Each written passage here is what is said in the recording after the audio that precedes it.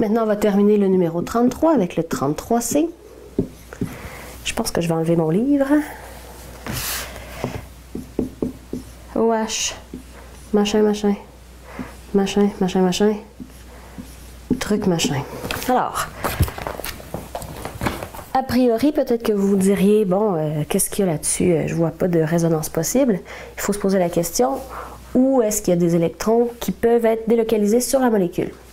Alors, bien sûr, les électrons pi d'une liaison double se déplacent, on l'a vu dans les deux derniers exemples, mais les électrons dans les paires électroniques des doublets libres peuvent se déplacer aussi. Alors, c'est important, avant de commencer ce type de numéro, de, comme on dit en bon français, mettre nos doublets. Voilà. Voilà. Alors, on se demande maintenant si on n'aurait pas les cas suivants possibles. Donc, il y aurait peut-être le cas doublet simple double. Est-ce qu'on peut retrouver ce cas dans la molécule? En réalité, oui. On le retrouve ici. Doublet simple double. Et on le retrouve doublet simple, simple, doublet simple, simple. Non. Donc, on pourrait dire que ces électrons-ci, parce qu'ils ne sont pas alternés doublet simple double, ils sont plutôt doublet simple simple, il n'y a pas de délocalisation possible ici. Les électrons sont condamnés, on pourrait dire, à rester autour de l'atome d'oxygène. Contrairement à ces électrons-ci, qui, on va le voir dans l'hybride dans un instant, les électrons ici sont en réalité délocalisés sur la molécule, étant donné la possibilité d'être partagés dans une zone ici, qui est conférée par la relative mobilité des électrons pi de la liaison double. Alors, c'est effectivement ce cas-ci, c'est le cas, et c'est dans cette direction. Alors, on va commencer quand on a ce cas doublet simple double. Comme dans l'exercice 33A, il faut, où on avait double simple double, il faut faire, pour commencer, deux déplacements d'électrons pour pas que nos atomes dépassent l'octet. Alors, premier déplacement d'électrons, deuxième déplacement d'électrons.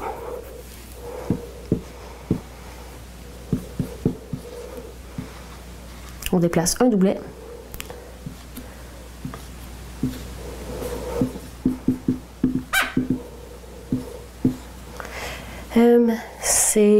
Tout ça est bel et bon. Non, ici, il en manque un.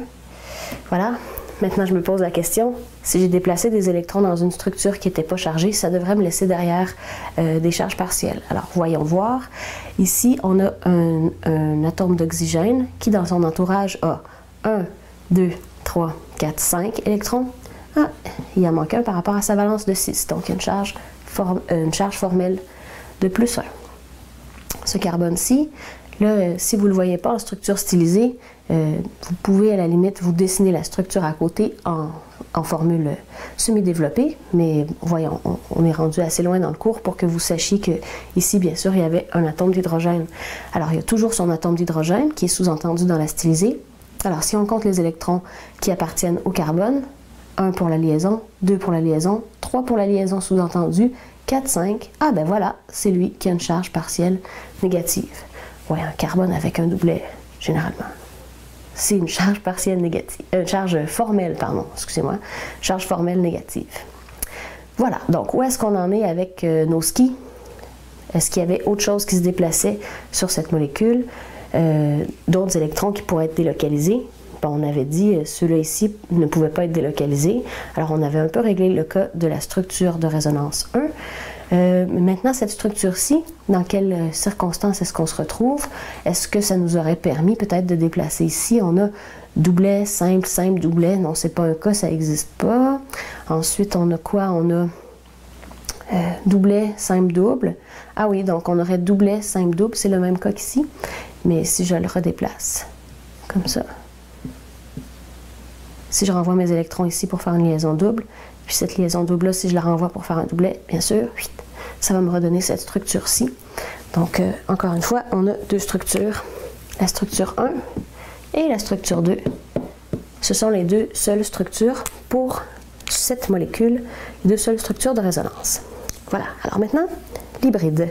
Ah oui, ça c'est mon crayon mauve. L'hybride.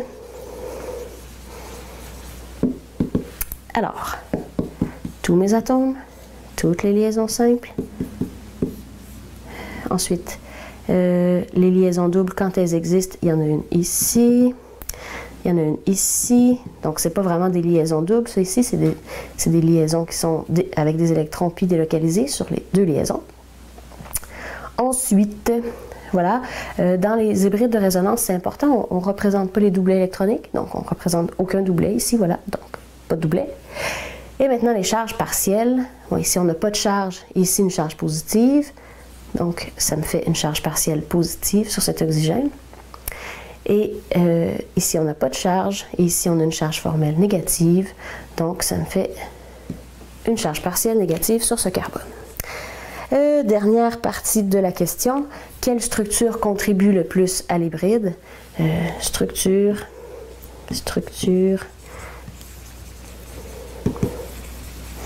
contribuant le plus à l'hybride. C'est encore une fois assez simple, c'est la structure 1 parce qu'elle n'a aucune charge formelle. La structure qui a le moins de charge formelle, c'est celle qui contribue le plus à l'hybride. 1, car pas de charge formelle.